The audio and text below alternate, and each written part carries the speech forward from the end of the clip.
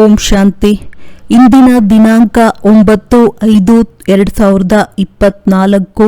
ಪ್ರಾರ್ಥ ಮುರುಳಿ ಬಾಪ್ತಾದ ಮಧುಬನ. ಮಧುರ ಮಕ್ಕಳೇ, ಯಾರದೇ ನಾಮರೂಪದಲ್ಲಿ ಸಿಕ್ಕಿ ಹಾಕಿಕೊಳ್ಳುವುದು ಅತಿ ಕಠಿಣವಾದ ಕಾಯಿಲೆಯಾಗಿದೆ.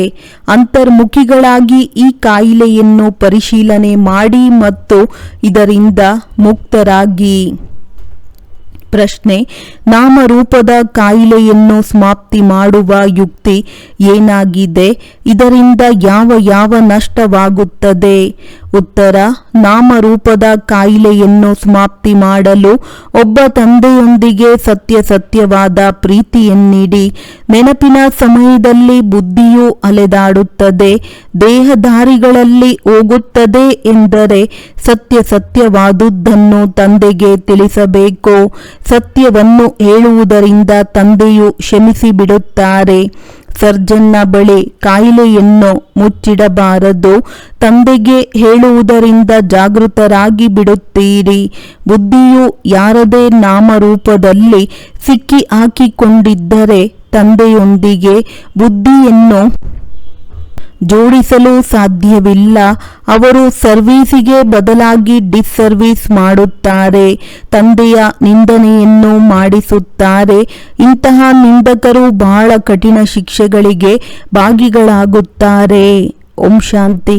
ಈಗ ಮಕ್ಕಳು ತಿಳಿದುಕೊಂಡಿದ್ದೀರಿ, ಪ್ರತಿಯೊಬ್ಬರಿಗೂ ತಂದೆಯಿಂದ ಆಸ್ತಿಯು ಸಿಗುತ್ತದೆ.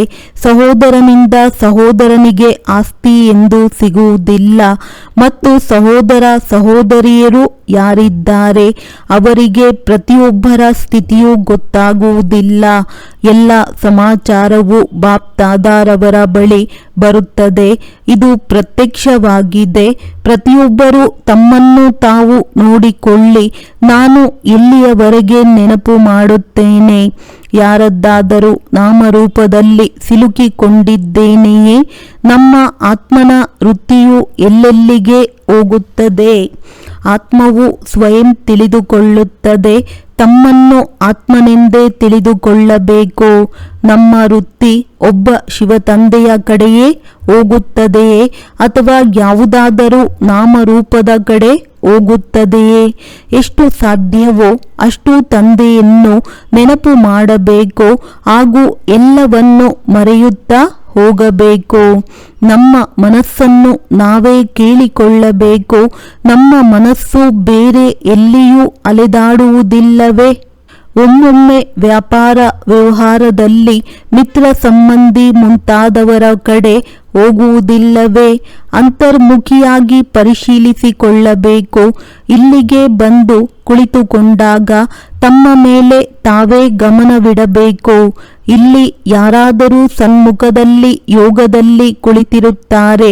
ಅವರು ಶಿವತಂದೆಯ ನೆನಪನ್ನು ಮಾಡುತ್ತಿರಬಹುದು. ತನ್ನ ಮಕ್ಕಳು ಮರಿಯನ್ನು ನೆನಪು ಮಾಡುತ್ತಿರುತ್ತಾರೆಂದು ತಿಳಿಯಬಾರದು. ಶಿವತಂದೆಯನ್ನೇ ನೆನಪು ಮಾಡಬೇಕು. ಇಲ್ಲಿ ಕುಳಿತಿರುವುದೇ ಶಿವತಂದೆಯ ನೆನಪಿನಲ್ಲಿ. ನಂತರ ಕಣ್ಣು ತೆರೆದು ಕುಳಿತುಕೊಳ್ಳಲಿ ಅಥವಾ ಕಣ್ಣನ್ನು ಮುಚ್ಚಿ ಕುಳಿತುಕೊಳ್ಳಲಿ. ಇದಂತೂ ಬುದ್ಧಿಯಿಂದ ತಿಳಿದುಕೊಳ್ಳುವ ಮಾತಾಗಿದೆ. ನಮ್ಮ ಮನಸ್ಸನ್ನು ನಾವೇ ಕೇಳಿಕೊಳ್ಳಬೇಕು. ನಾವು ಒಬ್ಬರನ್ನೇ ನೆನಪು ಮಾಡಬೇಕು. ಇಲ್ಲಿ ಕುಳಿತುಕೊಳ್ಳುವವರೂ ಸಹ ಶಿವತಂದೆಯ ನೆನಪಿನಲ್ಲಿಯೇ ಇರಬಹುದು. ನಿಮ್ಮನ್ನು ನೋಡುವುದಿಲ್ಲ, ಏಕೆಂದರೆ ಅವರಿಗೂ ಸಹ ಯಾರ ಸ್ಥಿತಿಯ ಬಗ್ಗೆಯೂ ತಿಳಿದಿರುವುದಿಲ್ಲ. ಪ್ರತಿಯೊಬ್ಬರ ಸಮಾಚಾರವು ತಂದೆಯ ಬಳಿ ಬರುತ್ತದೆ. ತಂದೆಯು ಯಾವ ಮಕ್ಕಳು ಚೆನ್ನಾಗಿದ್ದಾರೆ, ಲೈನ್ ಸ್ಪಷ್ಟವಾಗಿದೆ ಎಂದು ತಿಳಿದುಕೊಂಡಿರುತ್ತಾರೆ. ಕೆಲವರ ಬುದ್ಧಿಯು ಬೇರೆಲ್ಲಿಗೋ ಹೋಗುವುದಿಲ್ಲ. ಕೆಲವರ ಬುದ್ಧಿಯೋಗವು ಬೇರೆ ಕಡೆಗೆ ಹೋಗುತ್ತದೆ. ನಂತರ ಮುರುಳಿಯನ್ನು ಕೇಳುವ ಸಂದರ್ಭದಲ್ಲಿ ಪರಿವರ್ತನೆಯಾಗುತ್ತಾರೆ. ಆಗ ಇದು ನಮ್ಮ ತಪ್ಪೆಂದು ಅನುಭವ ಮಾಡುತ್ತಾರೆ. ಹೌದು, ನಮ್ಮ ದೃಷ್ಟಿ ವೃತ್ತಿ ಸರಿಯಾಗಿರಲಿಲ್ಲ. ಇದನ್ನು ಸರಿಪಡಿಸಿಕೊಳ್ಳಬೇಕೆಂದರೆ ಅಪವಿತ್ರತೆಯ ವೃತ್ತಿಯನ್ನು ಬಿಟ್ಟು ಬಿಡಬೇಕು. ತಂದೆಯು ತಿಳಿಸುತ್ತಾರೆ. ಸಹೋದರ ಸಹೋದರನಿಗೆ ತಿಳಿಸಲು ಆಗುವುದಿಲ್ಲವೇ? ತಂದೆಯು ನೋಡುತ್ತಾರೆ ಇವರ ದೃಷ್ಟಿ ವೃತ್ತಿ ಹೇಗಿದೆ. ತಂದೆಗೆ ಮಾತ್ರ ತಮ್ಮ ಮನಸ್ಸಿನ ಸ್ಥಿತಿಗತಿಗಳನ್ನು ಹೇಳುತ್ತಾರೆ. ಶಿವ ತಂದೆಗೆ ತಿಳಿಸಿದರೆ ಬ್ರಹ್ಮ ತಂದೆಯು ತಿಳಿದುಕೊಳ್ಳುತ್ತಾರೆ. ಪ್ರತಿಯೊಬ್ಬರು ಹೇಳುವುದರಿಂದ ನೋಡುವುದರಿಂದ ತಿಳಿದುಕೊಳ್ಳುತ್ತಾರೆ. ಹೇಳದ ಹೊರತು ಇವರು ಏನೇನು ಮಾಡುತ್ತಾರೆಂದು ಅವರಿಗೆ ಹೇಗೆ ತಿಳಿಯುತ್ತದೆ? ಅವರ ನಡತೆಯಿಂದ ಸೇವೆಯಿಂದ ಇವರಿಗೆ ಬಹಳ ದೇಹಾಭಿಮಾನವಿದೆ, ಇವರಿಗೆ ಕಡಿಮೆ ಇದೆ. ಇವರ ನಡತೆ ಸರಿಯಿಲ್ಲವೆಂದು ತಿಳಿಯಬಹುದು. ಯಾರದ್ದಾದರೂ ನಾಮರೂಪದಲ್ಲಿ ಸಿಕ್ಕಿಕೊಂಡಿರುತ್ತಾರೆ. ತಂದೆಯು ಕೇಳುತ್ತಾರೆ, ಯಾರ ಕಡೆಯಾದರೂ ಬುದ್ಧಿಯು ಹೋಗುತ್ತದೆಯೇ? ಕೆಲವರು ಸತ್ಯವನ್ನು ಹೇಳುತ್ತಾರೆ, ಕೆಲವರು ನಾಮರೂಪದಲ್ಲಿ ಸಿಕ್ಕಿಕೊಂಡಿದ್ದರೂ ಹೇಳುವುದಿಲ್ಲ. ತಮಗೆ ತಾವು ನಷ್ಟ ಮಾಡಿಕೊಳ್ಳುತ್ತಿರುತ್ತಾರೆ. ತಂದೆಗೆ ಹೇಳುವುದರಿಂದ ಅವರಿಂದ ಕ್ಷಮೆ ಸಿಗುತ್ತದೆ ಹಾಗೂ ಭವಿಷ್ಯಕ್ಕಾಗಿ ಎಚ್ಚರಿಕೆ ವಹಿಸುತ್ತಾರೆ. ಬಹಳಷ್ಟು ತಮ್ಮ ವೃತ್ತಿಯನ್ನು ಸತ್ಯವಾಗಿರುವುದನ್ನು ಹೇಳುವುದಿಲ್ಲ, ನಾಚಿಕೆ ಪಡುತ್ತಾರೆ. ಹೇಗೆ ಯಾರಾದರೂ ಉಲ್ಟಾ ಕೆಲಸ ಮಾಡಿದಾಗ ಸರ್ಜನ್ಗೆ ಹೇಳುವುದಿಲ್ಲ, ಅದನ್ನು ಬಚ್ಚಿಟ್ಟುಕೊಳ್ಳುವುದರಿಂದ ಕಾಯಿಲೆಯು ಇನ್ನೂ ವೃದ್ಧಿಯಾಗುತ್ತದೆ. ಇಲ್ಲಿಯೂ ಸಹ ಅದೇ ರೀತಿ ಇದ್ದಾರೆ. ತಂದೆಗೆ ಹೇಳುವುದರಿಂದ ಹಗುರವಾಗಿ ಬಿಡುತ್ತಾರೆ, ಇಲ್ಲವೆಂದರೆ ಆಂತರ್ಯದಲ್ಲಿ ಭಾರದಿಂದಿರುತ್ತಾರೆ. ತಂದೆಗೆ ಹೇಳುವುದರಿಂದ ನಂತರ ಅದನ್ನು ಮಾಡುವುದಿಲ್ಲ. ಭವಿಷ್ಯದಲ್ಲಿ ಎಚ್ಚರದಿಂದಿರುತ್ತಾರೆ. ಒಂದು ವೇಳೆ ಹೇಳದಿದ್ದರೆ ಅದು ವೃದ್ಧಿಯಾಗುತ್ತಿರುತ್ತದೆ. ತಂದೆಯು ತಿಳಿದಿದ್ದಾರೆ ಇವರು ಒಳ್ಳೆಯ ಸೇವಾದಾರಿಗಳಾಗಿದ್ದಾರೆ. ಇವರ ಕರ್ತವ್ಯ ಹೇಗಿರುತ್ತದೆ? ಸೇವೆಯಲ್ಲಿ ಹೇಗಿರುತ್ತಾರೆ? ಯಾರೊಂದಿಗೂ ಸಿಕ್ಕಿಕೊಂಡಿಲ್ಲವೇ? ಪ್ರತಿಯೊಬ್ಬರ ಜನ್ಮ ಪತ್ರಿಕೆಯನ್ನು ನೋಡಿ ಅವರನ್ನು ಪ್ರೀತಿ ಮಾಡುತ್ತಾರೆ. ಕೆಲವರಂತೂ ಬಹಳ ಒಳ್ಳೆಯ ಸೇವೆಯನ್ನು ಮಾಡುತ್ತಿರುತ್ತಾರೆ. ಎಂದಿಗೂ ಅವರ ಬುದ್ಧಿಯೋಗ ಬೇರೆ ಕಡೆ ಹೋಗುವುದಿಲ್ಲ. ಮೊದಲು ಹೋಗುತ್ತಿರಬಹುದು, ಆದರೆ ಈಗ ಎಚ್ಚರದಿಂದಿರುತ್ತಾರೆ. ತಂದೆಗೆ ತಿಳಿಸುತ್ತಾರೆ, ನಾನು ಈಗ ಎಚ್ಚರಿಕೆಯಿಂದ ಇದ್ದೇನೆ. ಮೊದಲು ಬಹಳ ತಪ್ಪುಗಳನ್ನು ಮಾಡುತ್ತಿದ್ದೆನು. ದೇಹಾಭಿಮಾನದಲ್ಲಿ ಬರುವುದರಿಂದ ತಪ್ಪುಗಳಾಗುತ್ತಿತ್ತು ಎಂದು ತಿಳಿದುಕೊಳ್ಳುತ್ತಾರೆ. ಮತ್ತೆ ಪದವಿಯು ಭ್ರಷ್ಟವಾಗಿ ಬಿಡುತ್ತದೆ. ಒಂದು ವೇಳೆ ಯಾರಿಗೂ ತಿಳಿಯದೆ ಮಾಡಬಹುದು, ಆದರೆ ಪದವಿಯಂತೂ ಭ್ರಷ್ಟವಾಗಿ ಬಿಡುತ್ತದೆ. ಇಲ್ಲಿ ಮನಸ್ಸಿನ ಸ್ವಚ್ಛತೆಯು ಬಹಳ ಮುಖ್ಯವಾಗಿದೆ. ಆಗ ಶ್ರೇಷ್ಠ ಪದವಿಯನ್ನು ಪಡೆಯುತ್ತಾರೆ. ಅಂತವರ ಬುದ್ಧಿಯು ಲಕ್ಷ್ಮೀನಾರಾಯಣ ಆತ್ಮದಂತೆ ಬಹಳ ಸ್ವಚ್ಛವಾಗಿರುತ್ತದೆ. ಆಗ ಅವರು ಶ್ರೇಷ್ಠ ಪದವಿಯನ್ನು ಪಡೆದಿರುತ್ತಾರೆ. ಕೆಲವರನ್ನು ಕುರಿತು ತಿಳಿದುಕೊಳ್ಳಬೇಕಾಗುತ್ತದೆ. ಇವರಿಗೆ ನಾಮರೂಪದ ಕಡೆ ವೃತ್ತಿ ಇದೆ, ದೇಹಿ ಅಭಿಮಾನಿಯಾಗಿರುವುದಿಲ್ಲ. ಈ ಕಾರಣದಿಂದ ಪದವಿಯು ಕಡಿಮೆಯಾಗುತ್ತಾ ಹೋಯಿತು. ರಾಜನಿಂದ ಹಿಡಿದು ಪ್ರಜೆಯವರೆಗೆ ನಂಬರ್ ವಾರ್ ಇದೆಯಲ್ಲವೇ? ಹೀಗೆ ಏಕೆ ಆಗುತ್ತದೆ? ಇದನ್ನೂ ಸಹ ತಿಳಿದುಕೊಳ್ಳಬೇಕು. ಅವಶ್ಯವಾಗಿ ನಂಬರ್ ವಾರ್ ಆಗುತ್ತಾರೆ. ಕಲೆಗಳು ಕಡಿಮೆಯಾಗುತ್ತಾ ಹೋಗುತ್ತದೆ. 16 ಕಲಾ ಸಂಪೂರ್ಣರಾಗಿದ್ದವರು 14 ಕಲೆಯಲ್ಲಿ ಬಂದು ಬಿಡುತ್ತಾರೆ.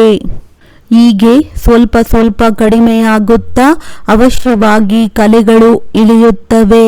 14 ಕಲೆಯಾದರೂ ಒಳ್ಳೆಯದು. ಇನ್ನು ವಾಮ ಮಾರ್ಗದಲ್ಲಿ ಇಳಿದು ವಿಕಾರಿಗಳಾಗಿ ಬಿಡುತ್ತಾರೆ. ಆಯಸ್ಸು ಕಡಿಮೆಯಾಗಿ ಬಿಡುತ್ತದೆ. ನಂತರ ರಜೋ ತಮೋ ಗುಣಿಯಾಗುತ್ತಾ ಹೋಗುತ್ತಾರೆ. ಕಡಿಮೆ ಆಗುತ್ತಾ ಹಳಬರಾಗಿ ಬಿಡುತ್ತಾರೆ. ಆತ್ಮವು ಶರೀರದೊಂದಿಗೆ ಹಳೆಯದಾಗಿ ಬಿಡುತ್ತದೆ. ಈ ಎಲ್ಲ ಜ್ಞಾನ ನೀವು ಮಕ್ಕಳಲ್ಲಿಯೇ ಇದೆ. ಹೇಗೆ 16 ಕಲೆಯಿಂದ ಇಳಿಯುತ್ತಾ ಹೇಗೆ ಮನುಷ್ಯರಾಗಿ ಬಿಡುತ್ತಾರೆ. ದೇವತಾ ಮತವಂತೂ ಇರುವುದಿಲ್ಲ. ತಂದೆಯ ಮತ ಸಿಗುವುದರಿಂದ 21 ಜನ್ಮಗಳು ಮತ ಸಿಗುವ ಅವಶ್ಯಕತೆ ಇರುವುದಿಲ್ಲ. ಈ ಈಶ್ವರೀಯ ಮತವು ನಿಮಗೆ 21 ಜನ್ಮಗಳವರೆಗೆ ನಡೆಯುತ್ತದೆ. ಯಾವಾಗ ರಾವಣ ರಾಜ್ಯವು ಪ್ರಾರಂಭವಾಗುತ್ತದೆ ಆಗ ನಿಮಗೆ ರಾವಣನ ಮತವು ಸಿಗುತ್ತದೆ. ಆಗ ವಾಮ ಮಾರ್ಗದಲ್ಲಿ ದೇವತೆಗಳು ಹೋದರೆಂದು ತೋರಿಸುತ್ತಾರೆ. ಬೇರೆ ಧರ್ಮದವರಿಗೆ ಇಂತಹ ಮಾತುಗಳಿರುವುದಿಲ್ಲ. ದೇವತೆಗಳು ಯಾವಾಗ ವಾಮ ಮಾರ್ಗದಲ್ಲಿ ಹೋಗುತ್ತಾರೆ ಆಗ ಅನ್ಯ ಧರ್ಮದವರು ಬರುತ್ತಾರೆ. ತಂದೆಯು ತಿಳಿಸುತ್ತಾರೆ, ಮಕ್ಕಳೇ, ಈಗ ನೀವು ಮನೆಗೆ ಹಿಂತಿರುಗಬೇಕು. ಇದು ಹಳೆಯ ಪ್ರಪಂಚವಾಗಿದೆ. ಹಳೆಯ ಪ್ರಪಂಚವನ್ನು ಹೊಸದನ್ನಾಗಿ ಮಾಡುವುದು ನಾಟಕದಲ್ಲಿ ಇದು ನನ್ನ ಪಾತ್ರವಾಗಿದೆ. ಇದನ್ನು ನೀವು ತಿಳಿದುಕೊಂಡಿದ್ದೀರಿ. ಪ್ರಪಂಚದ ಮನುಷ್ಯರು ಏನನ್ನೂ ತಿಳಿದುಕೊಂಡಿಲ್ಲ. ನೀವು ಇಷ್ಟೊಂದು ತಿಳಿಸಿಕೊಟ್ಟರೂ ಕೆಲವರು ಆಸಕ್ತಿ ತೋರಿಸುತ್ತಾರೆ ಮತ್ತೆ ಕೆಲವರು ತಮ್ಮದೇ ಮತವನ್ನು ಕೊಡುತ್ತಾರೆ. ಈ ಲಕ್ಷ್ಮೀ ನಾರಾಯಣರಿದ್ದಾಗ ಪವಿತ್ರತೆ, ಸುಖ, ಶಾಂತಿ ಎಲ್ಲವೂ ಇತ್ತು. ಪವಿತ್ರತೆಯೇ ಮುಖ್ಯ ಮಾತಾಗಿದೆ. ಸತ್ಯಯುಗದಲ್ಲಿ ದೇವತೆಗಳು ಪವಿತ್ರರಾಗಿದ್ದರೆಂದು ಮನುಷ್ಯರಿಗೆ ತಿಳಿದಿಲ್ಲ. ಅವರು ದೇವತೆಗಳಿಗೂ ಮಕ್ಕಳು ಜನ್ಮ ಪಡೆಯುತ್ತಾರೆ ಎಂದು ತಿಳಿಯುತ್ತಾರೆ. ಆದರೆ ಅಲ್ಲಿ ಯೋಗ ಬಲದಿಂದ ಹೇಗೆ ಜನ್ಮವಾಗುತ್ತದೆ ಎಂದು ಯಾರಿಗೂ ಗೊತ್ತಿಲ್ಲ. ಹೇಳುತ್ತಾರೆ, ಇಡೀ ಜೀವನವೆಲ್ಲ ಪವಿತ್ರವಾಗಿದ್ದರೆ ಮತ್ತೆ ಮಕ್ಕಳ ಜನ್ಮ ಹೇಗಾಗುತ್ತದೆ? ಆಗ ಅವರಿಗೆ ತಿಳಿಸಬೇಕು, ಈ ಜನ್ಮವು ಪವಿತ್ರವಾಗಿರುವುದರಿಂದ ಮತ್ತೆ 21 ಜನ್ಮಗಳು ಪವಿತ್ರವಾಗಿರುತ್ತಾರೆ.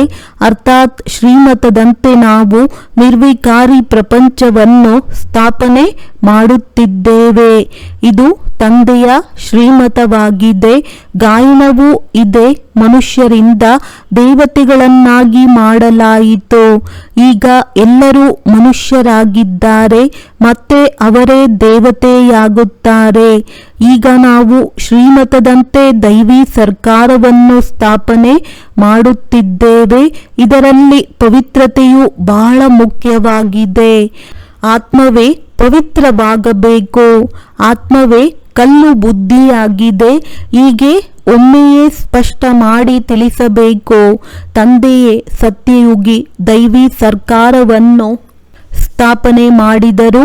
ಅದನ್ನು ವೈಕುಂಠವೆಂದು ಹೇಳುತ್ತಾರೆ. ಮನುಷ್ಯರನ್ನು ದೇವತೆಗಳನ್ನಾಗಿ ತಂದೆಯೇ ಮಾಡಿದರು. ಮನುಷ್ಯರು ಪತಿತರಾಗಿದ್ದರು.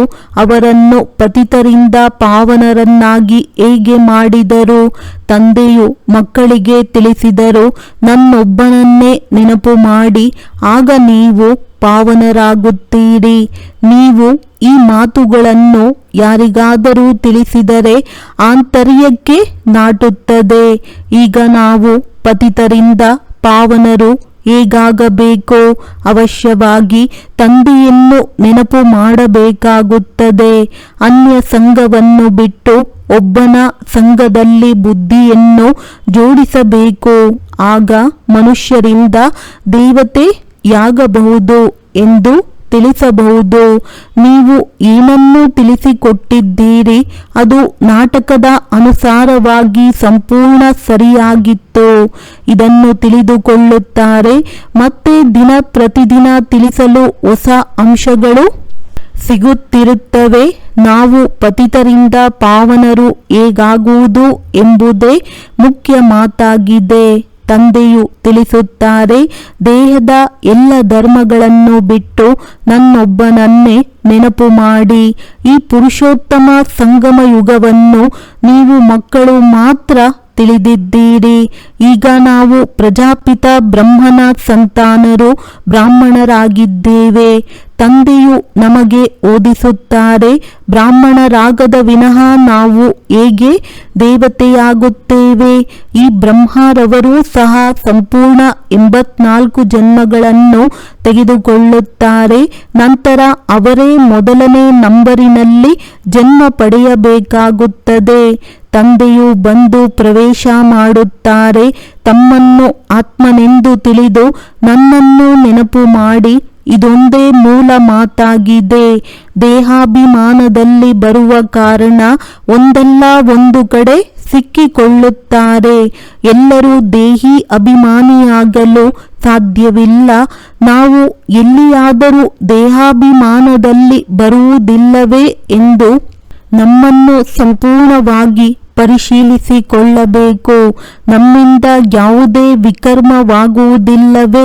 ನಿಯಮಕ್ಕೆ ವಿರುದ್ಧವಾದ ಚಲನವಲನವಲ್ಲವೇ? ಬಹಳ ಮಂದಿಯಿಂದ ಈ ರೀತಿಯಾಗುತ್ತದೆ. ಅವರು ಅಂತ್ಯದಲ್ಲಿ ಬಹಳ ಶಿಕ್ಷೆಗೆ ಗುರಿಯಾಗುತ್ತಾರೆ. ಬಲೆ ಕರ್ಮಾತೀತ ಸ್ಥಿತಿಯನ್ನು ತಲುಪಿಲ್ಲ. ಕರ್ಮಾತೀತ ಸ್ಥಿತಿಯುಳ್ಳವರು ಎಲ್ಲ ದುಃಖಗಳಿಂದ ದೂರವಾಗಿ ಬಿಡುತ್ತಾರೆ. ಎಲ್ಲ ಶಿಕ್ಷೆಗಳಿಂದ ದೂರವಾಗಿ ಬಿಡುತ್ತಾರೆ. ಯೋಚಿಸಲಾಗುತ್ತದೆ. ನಂಬರ್ ವಾರ್ ರಾಜರೂ ಆಗುತ್ತಾರೆ. ಅಗತ್ಯವಾಗಿ ಕೆಲವರದ್ದು ಕಡಿಮೆ ಪುರುಷಾರ್ಥವಿರಬೇಕು. ಆ ಕಾರಣದಿಂದ ಶಿಕ್ಷೆಗೆ ಗುರಿಯಾಗುತ್ತಾರೆ. ಆತ್ಮವೇ ಗರ್ಭ ಜೈಲಿನಲ್ಲಿ ಶಿಕ್ಷೆ ಭೋಗಿಸುತ್ತದೆ. ಆತ್ಮವು ಗರ್ಭದಲ್ಲಿದ್ದಾಗ ನಮ್ಮನ್ನು ಮುಕ್ತ ಮಾಡಿ, ನಾವು ಪಾಪ ಮಾಡುವುದಿಲ್ಲವೆಂದು ಹೇಳುತ್ತದೆ. ಆತ್ಮವೇ ಶಿಕ್ಷೆ ಭೋಗಿಸುತ್ತದೆ. ಆತ್ಮವೇ ಕರ್ಮ ವಿಕರ್ಮ ಮಾಡುತ್ತದೆ. ಈ ಶರೀರವು ಯಾವ ಕೆಲಸಕ್ಕೂ ಬರುವುದಿಲ್ಲ. ಮುಖ್ಯ ಮಾತು ತಮ್ಮನ್ನು ಆತ್ಮನೆಂದು ತಿಳಿಯಬೇಕು. ತಿಳಿದುಕೊಳ್ಳುವವರು ಆತ್ಮವೇ ಎಲ್ಲವನ್ನೂ ಮಾಡುತ್ತದೆ ಎಂದು ತಿಳಿದುಕೊಳ್ಳಬೇಕು. ಈಗ ನೀವೆಲ್ಲ ಆತ್ಮಗಳು ನನಗೆ ಹಿಂತಿರುಗಬೇಕು. ಆಗಲೇ ಈ ಜ್ಞಾನವು ಸಿಗುತ್ತದೆ. ಮತ್ತೆಂದಿಗೂ ಈ ಜ್ಞಾನವು ಸಿಗುವುದಿಲ್ಲ. ಆತ್ಮ ಅಭಿಮಾನಿಗಳು ಎಲ್ಲರನ್ನೂ ಸಹೋದರ ಸಹೋದರನೆಂದು ನೋಡುತ್ತಾರೆ. ಇಲ್ಲಿ ಶರೀರದ ಮಾತಿಲ್ಲ. ಆತ್ಮವಾದ ನಂತರ ಶರೀರದ ಜೊತೆ ಸೆಳೆತವಿರುವುದಿಲ್ಲ. ಆದ್ದರಿಂದ ತಂದೆಯು ತಿಳಿಸುತ್ತಾರೆ, ಇದು ಶ್ರೇಷ್ಠ ಸ್ಥಿತಿಯಾಗಿದೆ. ಸಹೋದರ ಸಹೋದರಿ ಎಂದು ತಿಳಿಯುವುದರಿಂದಲೂ ಬಹಳ ಡಿಸ್ಸರ್ವಿಸ್ ಆಗುತ್ತದೆ. ಆತ್ಮ ಅಭಿಮಾನಿ ಭವ, ಇದರಲ್ಲಿಯೇ ಕಷ್ಟವಿದೆ. ವಿದ್ಯೆಯಲ್ಲಿಯೂ ವಿಷಯಗಳಿರುತ್ತವೆ ಎಲ್ಲವೇ? ಇಂತಹ ವಿಷಯದಲ್ಲಿ ನಾವು ಅನುತ್ತೀರ್ಣರಾಗುತ್ತೇವೆಂದು ತಿಳಿಯುತ್ತಾರೆ. ಒಂದು ಸಬ್ಜೆಕ್ಟ್ನಲ್ಲಿ ಅನುತ್ತೀರ್ಣರಾಗುವ ಕಾರಣ ಉಳಿದ ಸಬ್ಜೆಕ್ಟ್ನಲ್ಲಿ ಬಲಹೀನರಾಗುತ್ತಾರೆ. ಈಗ ನಿಮ್ಮ ಆತ್ಮವು ಬುದ್ಧಿಯೋಗ ಬಲದಿಂದ ಚಿನ್ನದ ಪಾತ್ರೆಯ ಸಮಾನವಾಗುತ್ತಿದೆ. ಯೋಗವಿಲ್ಲದಿದ್ದರೆ ಜ್ಞಾನವೂ ಕಡಿಮೆ, ಶಕ್ತಿಯೂ ಇರುವುದಿಲ್ಲ, ಯೋಗದ ಅರಿತವಿರುವುದಿಲ್ಲ. ಇದು ನಾಟಕದಲ್ಲಿ ನೋಂದಾವಣೆಯಾಗಿ ಬಿಟ್ಟಿದೆ. ತಂದೆಯು ಮಕ್ಕಳ ಸ್ಥಿತಿಯನ್ನು ವೃದ್ಧಿ ಮಾಡಿಕೊಳ್ಳಲು ತಿಳಿಸುತ್ತಾರೆ. ನಮ್ಮನ್ನು ನಾವು ನೋಡಿಕೊಳ್ಳಬೇಕು. ನಾನು ಆತ್ಮ ಇಡೀ ದಿನದಲ್ಲಿ ನಿಯಮಕ್ಕೆ ವಿರುದ್ಧವಾದ ಕಾರ್ಯವನ್ನು ಮಾಡುವುದಿಲ್ಲವೇ? ಯಾವುದಾದರೂ ಇಂತಹ ಅಭ್ಯಾಸಗಳಿದ್ದರೆ ಬಿಟ್ಟು ಬಿಡಬೇಕು. ಆದರೆ ಮಾಯೆಯು ನಂತರವೂ 2-3ನೇ ದಿನದಲ್ಲಿ ತಪ್ಪು ಮಾಡಿಸುತ್ತದೆ. ಹೀಗೆ ಸೂಕ್ಷ್ಮ ಮಾತುಗಳು ನಡೆಯುತ್ತಿರುತ್ತವೆ. ಇದು ಗುಪ್ತ ಜ್ಞಾನವಾಗಿದೆ. ಮನುಷ್ಯರಿಗೇನು ಗೊತ್ತು? ನಾವು ನಮ್ಮ ಖರ್ಚಿನಿಂದ ನಮಗಾಗಿ ಎಲ್ಲವನ್ನೂ ಮಾಡುತ್ತೇವೆಂದು ನೀವು ತಿಳಿಸುತ್ತೀರಿ. ಅನ್ಯರ ಖರ್ಚಿನಿಂದ ಹೇಗೆ ಮಾಡುತ್ತೀರಿ? ಆದ್ದರಿಂದ ತಂದೆಯು ತಿಳಿಸುತ್ತಾರೆ, ಬೇಡುವುದಕ್ಕಿಂತ ಸಾಯುವುದು ಲೇಸು. ಸಹಜವಾಗಿ ಸಿಗುವುದು ಹಾಲಿನ ಸಮಾನ, ಬೇಡಿ ತೆಗೆದುಕೊಳ್ಳುವುದು ನೀರಿನ ಸಮಾನ. ಬೇಡಿ ಯಾರಿಂದಲಾದರೂ ಪಡೆಯುತ್ತೀರಿ.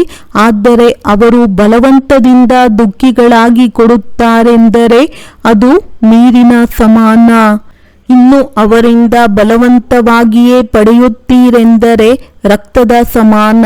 ಕೆಲವರು ಬಹಳ ತೊಂದರೆ ಕೊಡುತ್ತಾರೆ, ಸಾಲ ಮಾಡಿಸುತ್ತಾರೆ, ಅದು ರಕ್ತದ ಸಮಾನವಾಗಿ ಬಿಡುತ್ತದೆ. ಇಲ್ಲಿ ಸಾಲ ಪಡೆಯುವ ಅವಶ್ಯಕತೆ ಇಲ್ಲ. ದಾನ ಕೊಟ್ಟು ಪುನಃ ಮರಳಿ ಪಡೆದರೆ ಅದಕ್ಕೆ ಹರಿಶ್ಚಂದ್ರನ ಉದಾಹರಣೆ ಇದೆ. ಆ ರೀತಿಯೂ ಮಾಡಬಾರದು.